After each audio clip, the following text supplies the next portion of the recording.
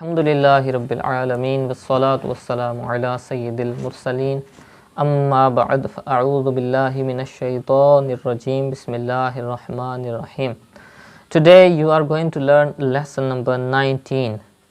Lesson number 19, Zaid additional alif. Let's see the rule first.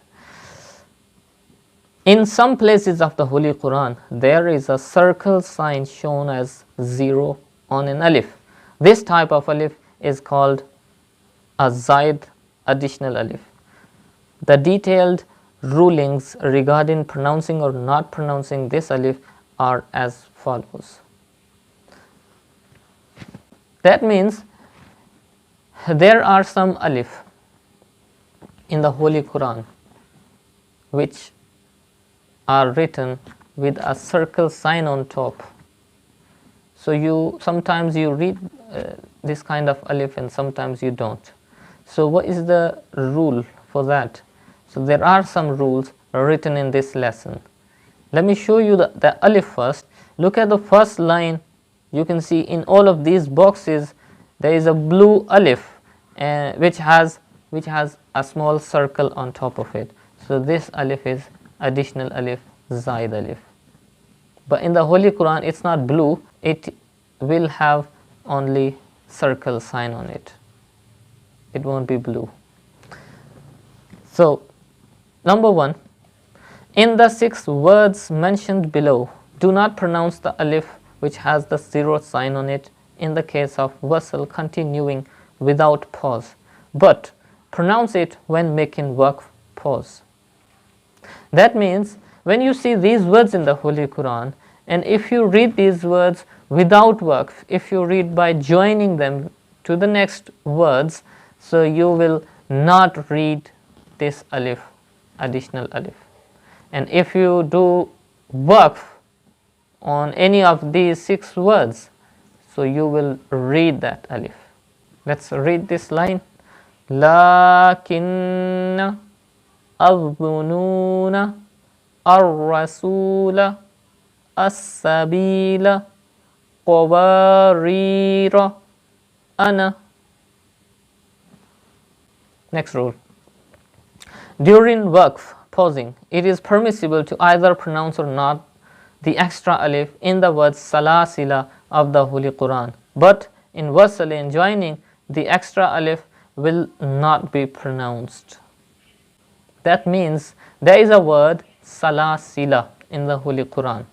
So if you read that word in the case of waqf, if you do waqf on this word, so you are allowed to read that alif, additional alif, and you are also allowed not to read that alif.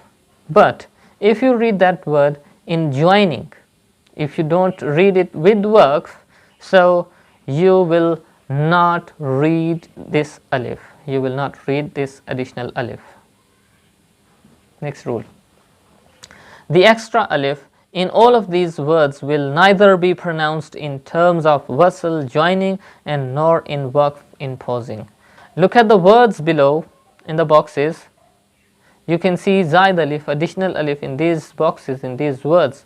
So when you see these words in the Holy Quran, you are not allowed to read alif, Zaid alif, whether to do waqf or not, whether to read by joining or pausing. So in all of the cases, you don't have to read this Zaid alif. Let me teach you first line and you can read the other lines by yourself.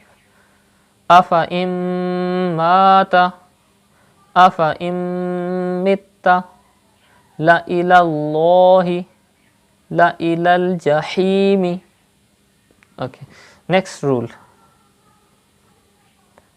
There is no extra alif in the word ana of the following kalimat, therefore these alif will be pronounced.